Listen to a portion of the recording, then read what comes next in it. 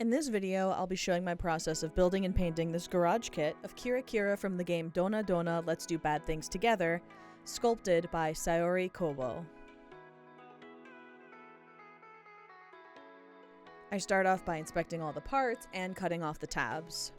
Tabs are a byproduct of the mold making process. They are where the channels in the silicone mold meet the piece. Tabs might be in a delicate area, so casters usually leave them on, and it's up to the builder's discretion to remove them how they see fit. As I inspect the pieces, I also start planning and thinking about all the piece connections. This means how well the pieces fit together and figuring out how to attach them to each other. On some kits, a lot of work needs to be done to make the pieces fit securely, but on this one, only the base needed that. This kit was 3D sculpted, the separation is very precise, despite how heavily separated it is. Some digital sculptors have the tendency to over-separate pieces. More separation makes airbrushing easier, but there's such a thing as too much.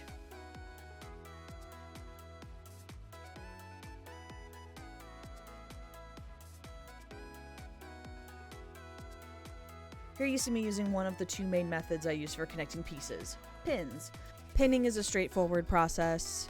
I mark both halves of the part connection, drill a hole in each, and then insert a segment of the brass rod into one side. This creates a sturdy connection, but is a little more difficult to assemble and disassemble, so I mainly use it for the load-bearing parts.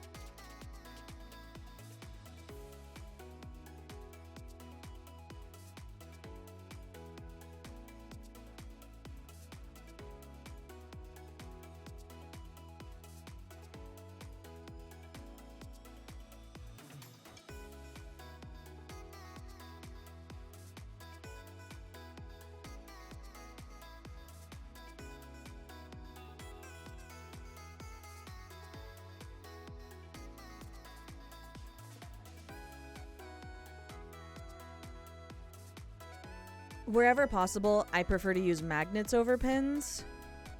Connections with magnets are similar to ones with pins, drilling holes on both sides of the connection, putting cyan-on glue, and then the magnet.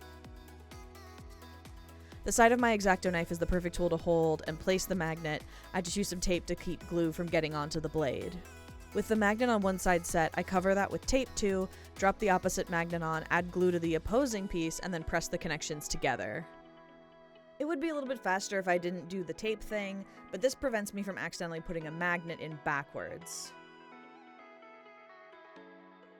Magnet connections are easy to assemble and disassemble compared to pins, but they aren't quite as sturdy, so pins are preferable for the load-bearing parts like the base or the torso.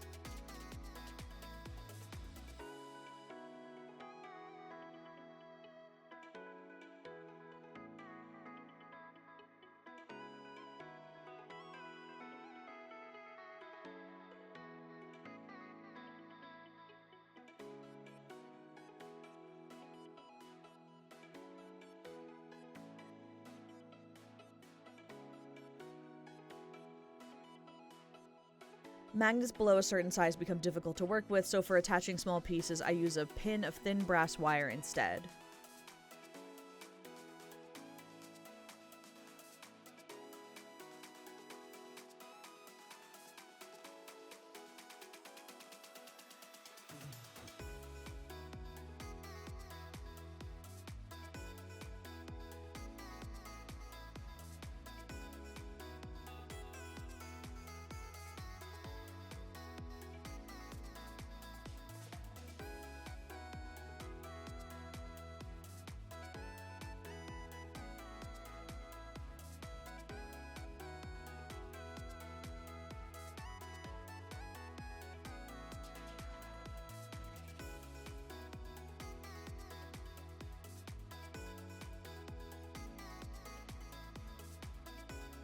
For some parts where the connection isn't very secure, like the little canisters, it's best to use 2 pins to prevent them from twisting.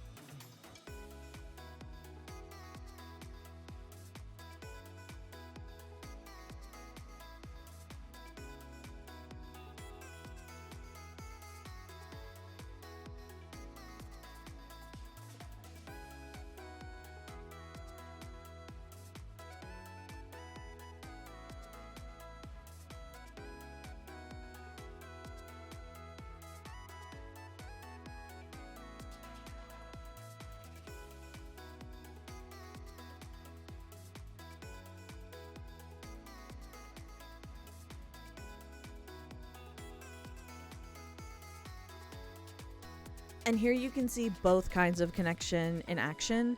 With the rough prep done and all the connections made, we can do a quick test assembly to make sure everything goes together just right.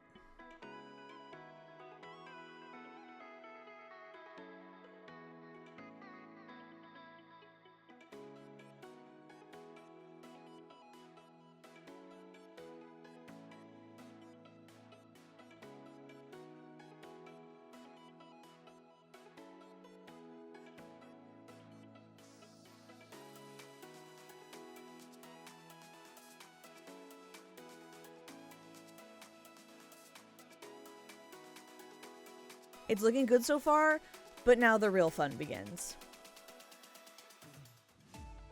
Next is the process of filling and sanding the seam lines on each piece. Resin casting uses 2-part molds, so there will always be seam lines around the whole piece. I prefer seam lines to the 3D printed support things. It's just personal preference. We want a nice smooth piece before we paint, so they need to be sanded down first. My electric hand sander is the easiest tool for these, but depending on the nature of the exact piece, different tools may be needed. Garage kit parts come in many shapes and sizes. Having tools in equal numbers of shapes and sizes makes things easier. A list of the many tools I use can be found on my website, linked in the description.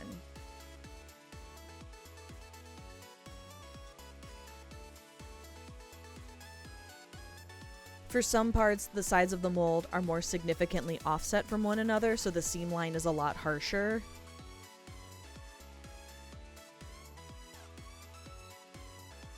For these, I'll use some glue and add material on the lower side. A spray of the accelerator makes the glue dry in just a few seconds. With the glue dry, I can sand it down to create a smoother transition between the two parts without having to sand down the entire higher side.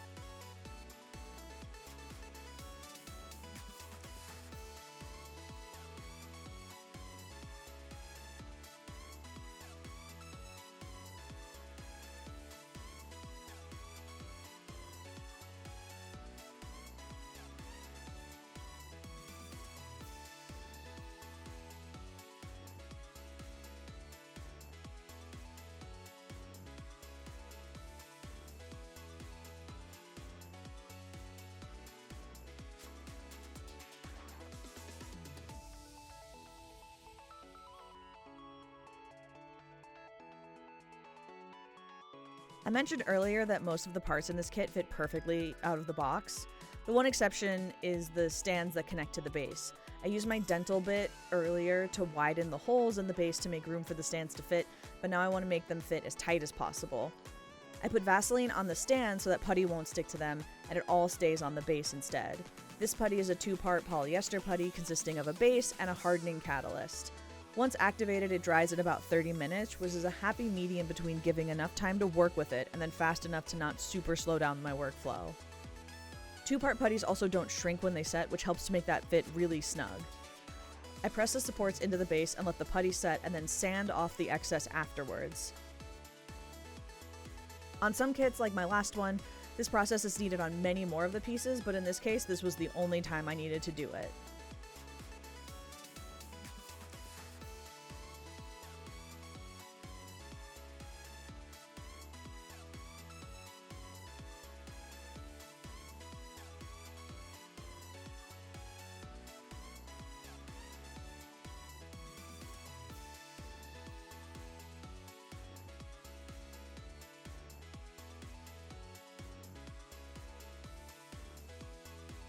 After another quick test assembly, I submerged the pieces in resin wash and then sprayed them with primer.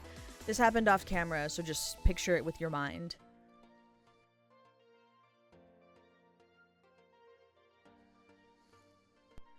The first and easiest part of the painting process is the skin tone of the body and the face.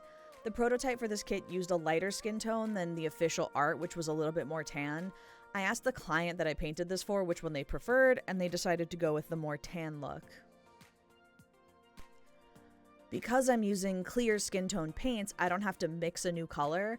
I just do more layers of the skin tone mixture I already have, and that creates the more tan effect. Any of the pieces with a metallic effect, like the suit and the weapon, will all get a black base.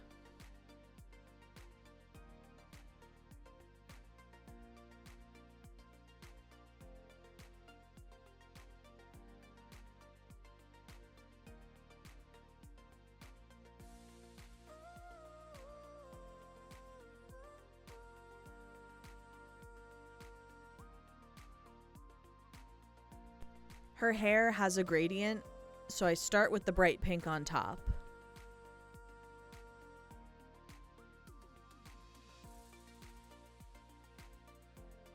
Next comes the lighter pink, sprayed lightly so that the transition looks smooth.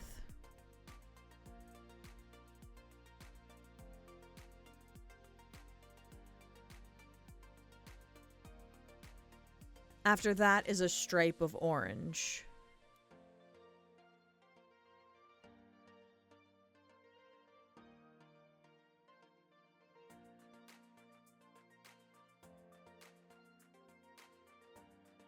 Finally, I spray yellow on the ends, completing the effect. If a transition between colors needs to be smoothed out a little bit more, I'll blend the two colors and spray a stripe of that between them.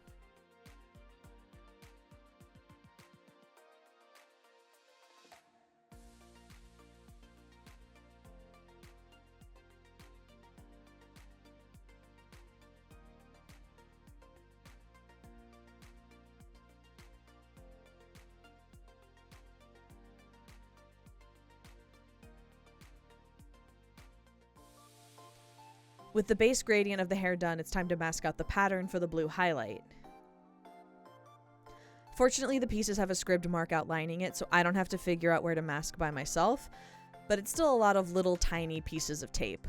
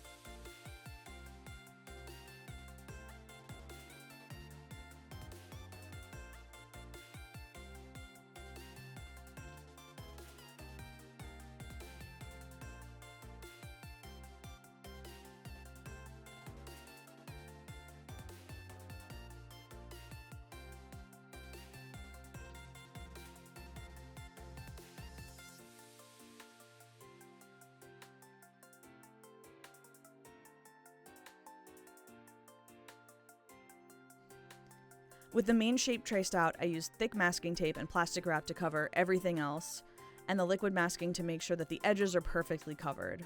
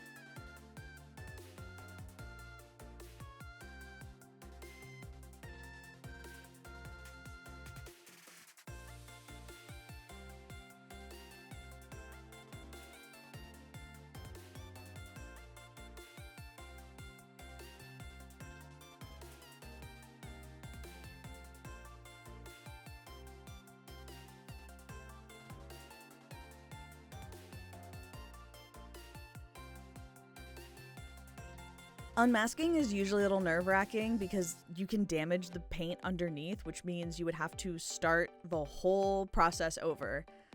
Thankfully, that didn't happen here.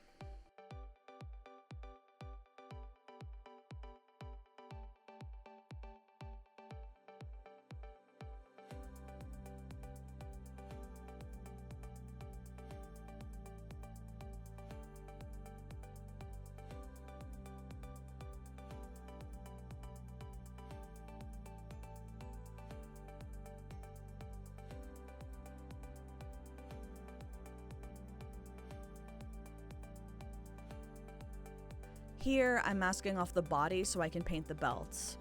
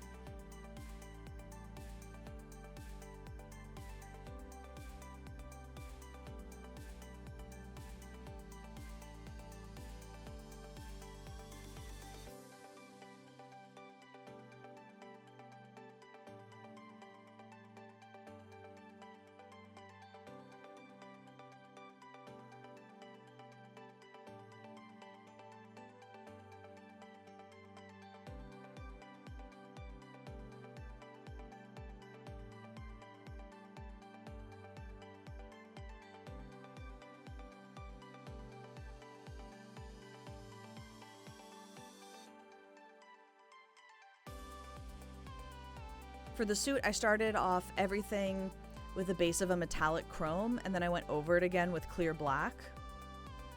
I masked pieces to begin painting the suit details, but then when I checked the reference photos again, I realized I'd painted the wrong section of the legs black.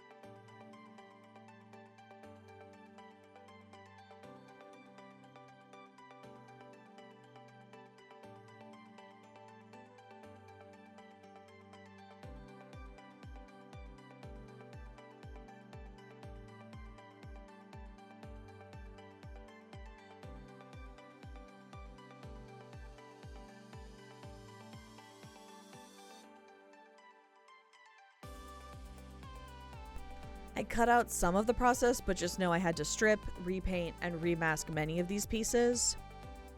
I also wasn't super happy with how the metallic color looked, so I went over the base color again. The suit is two-toned with a stripe pattern in a third color, so it will take a lot of masking to get everything right.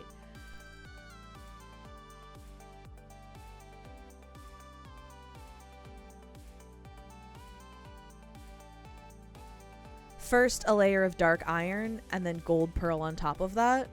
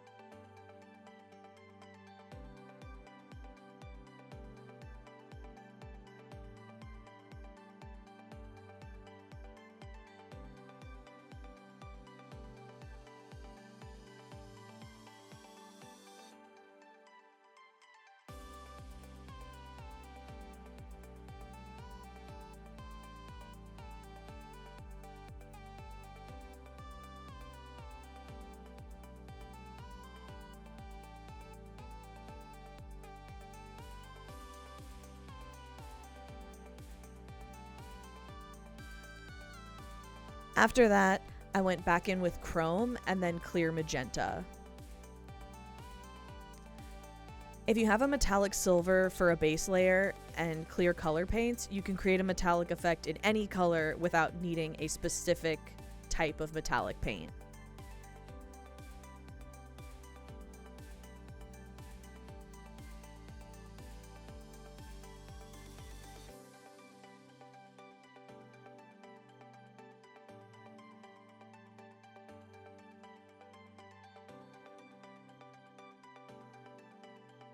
There was probably a better way to mask the saw on this, but I'd already started, so I just ended up doing this the hard way.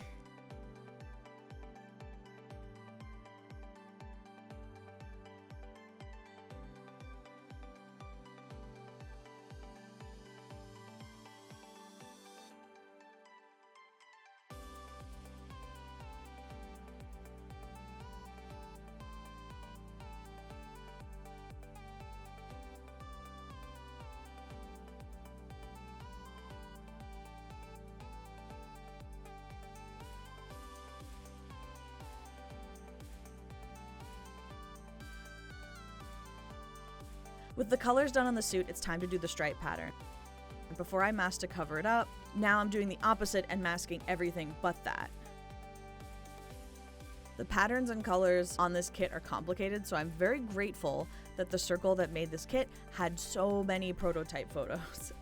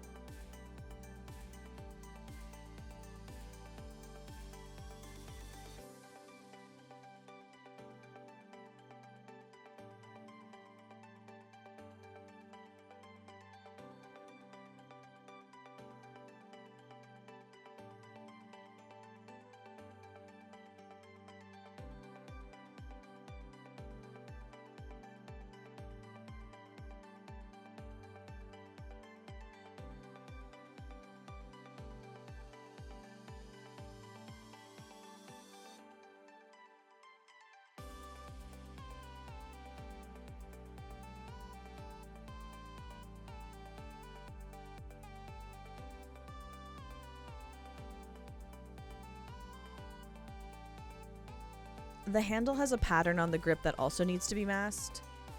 I started this piece in black with a matte top coat to make the material feel a little bit different from the metal of the blade.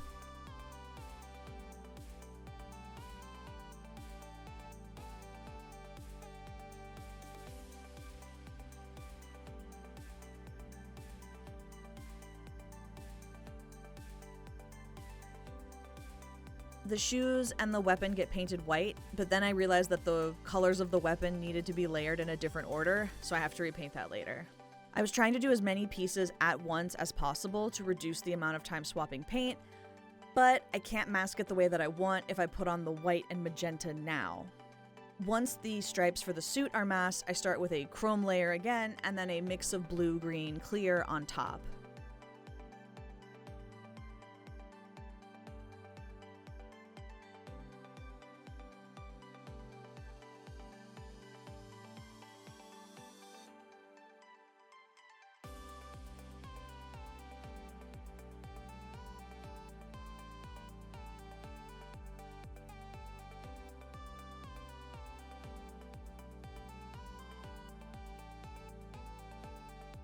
Every kit's a little bit different. Some need a lot of prep work, some have a lot of hand painting. This one definitely falls into the lots of masking category.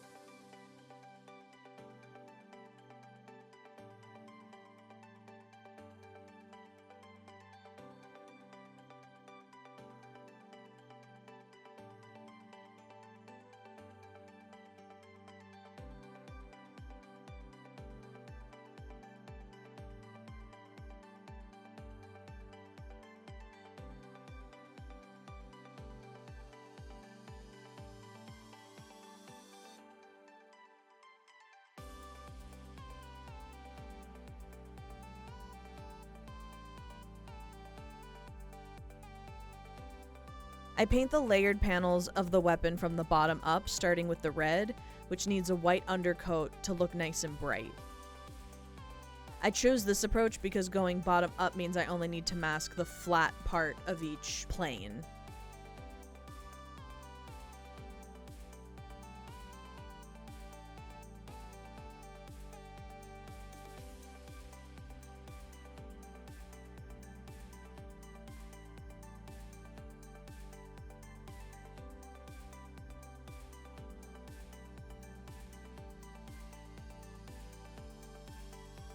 For each layer, I spray the paint, let it dry, and then mask it off.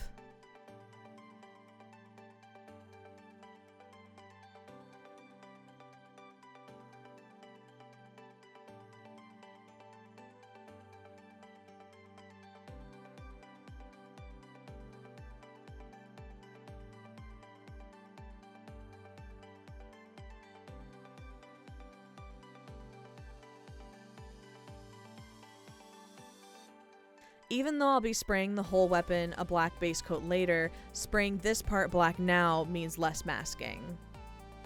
And then while that dries, we'll do some panel lining on the orbs. Enamel paints are weaker than lacquer, so they could be painted on and wiped off as many times as needed without damaging the layer below. The grooves in these pieces are deep and precise, so all I need to do is paint the enamel on and then wipe the sides clean.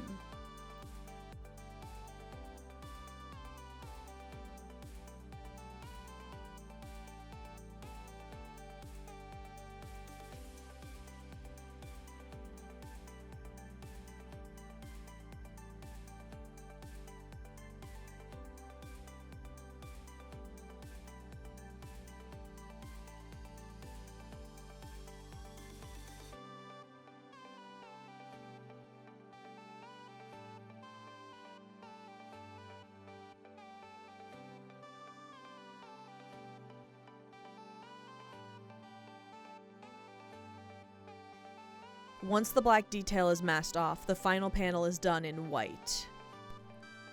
Trying to paint over black and reds with a light color like white can be difficult with acrylics, but with a high quality lacquer paint it's not so bad. When that dries, I can paint the rest of the weapon.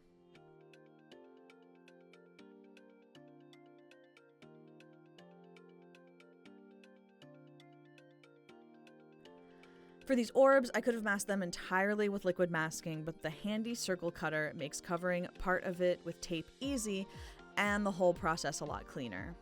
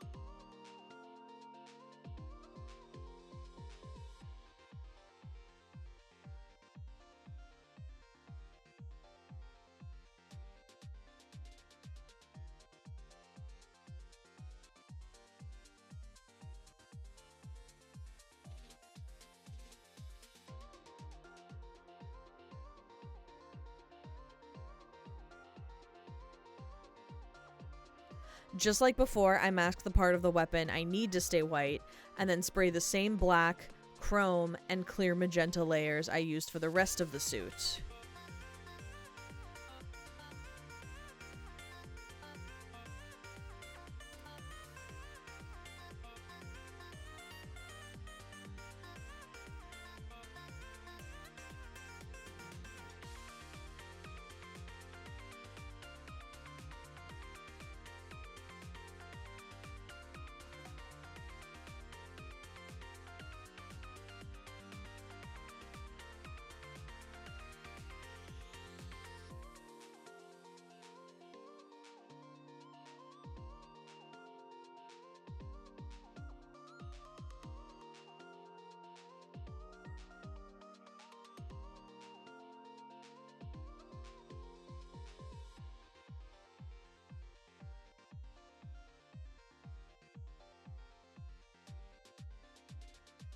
After 7 layers of paint and 3 layers of masking, I can finally peel it off and see the finished result.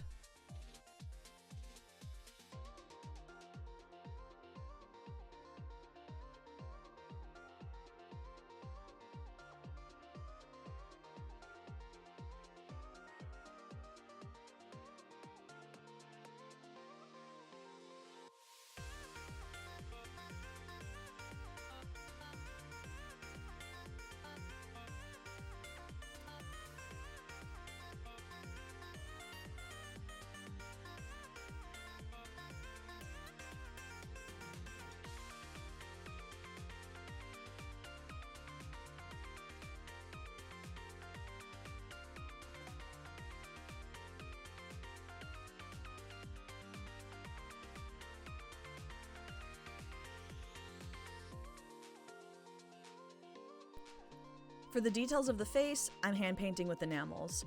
I use a mix of clear red and gloss around the corners of the mouth. Even if you've got a bright pearly white smile, you can still kind of see your gums and the other parts of your mouth, so that's what the clear gloss is for. This kit thankfully had the eyebrows sculpted and etched into the faceplate, so I just needed to fill them in with enamels and wipe away the excess. And for a little bit more detail, I'm adding some blush lines to the cheeks with that same clear red and gloss mixture from before.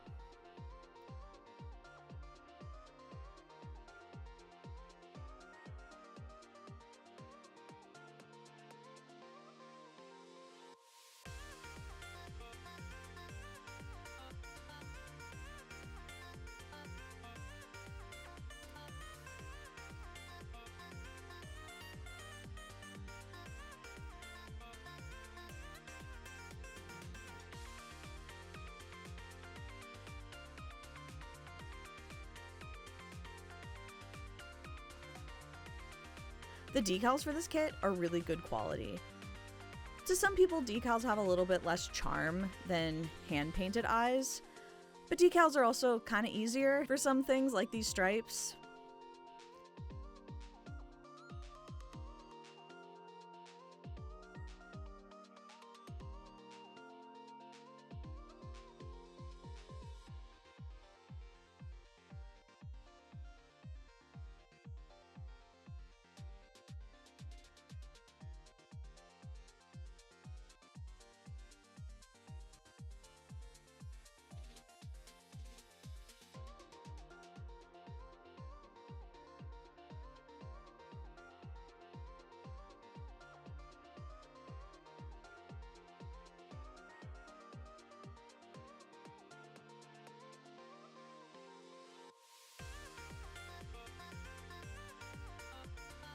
Usually for my own kits, I prefer to hand paint the eyes, but this client just wanted the decals, so that's what we went with.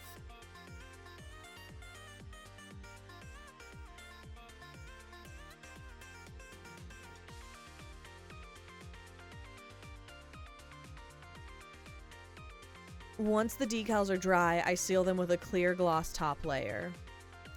Then, I mask off the open eye so I can spray a matte finish on the rest of the skin while keeping the eye nice and shiny.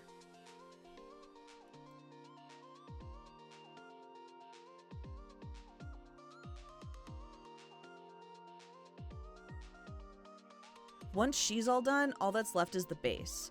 Because it's all flat colors with no detail work, I want them to look as perfect as possible, so I make sure that they're sanded super smooth. It's also really important to make extra sure that all of the masking lines are super clean.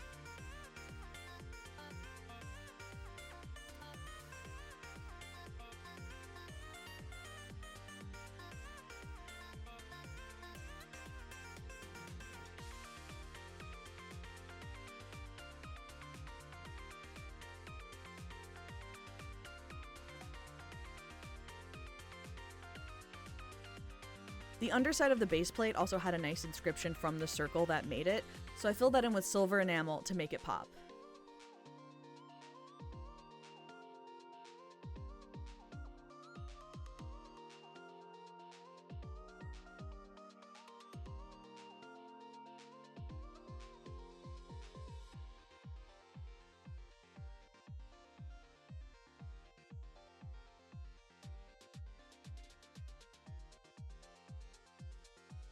And once all of that's done, it's time to put her together.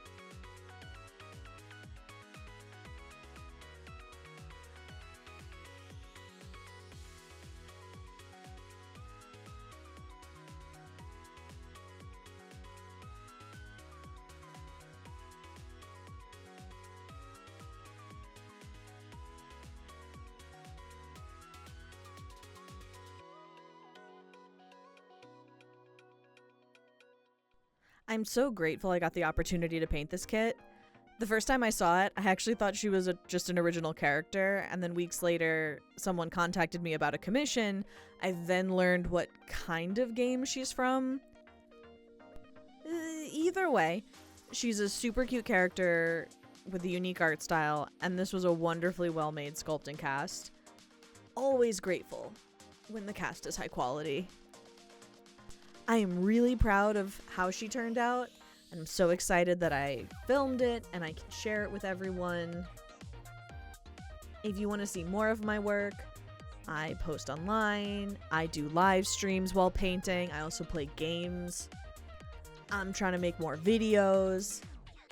I just really want to share more about this hobby, and I want to help people if they want to learn. So if you would like to see more, please let me know. Or if there's specific types of videos or things or content or whatever you'd like to see, please let me know.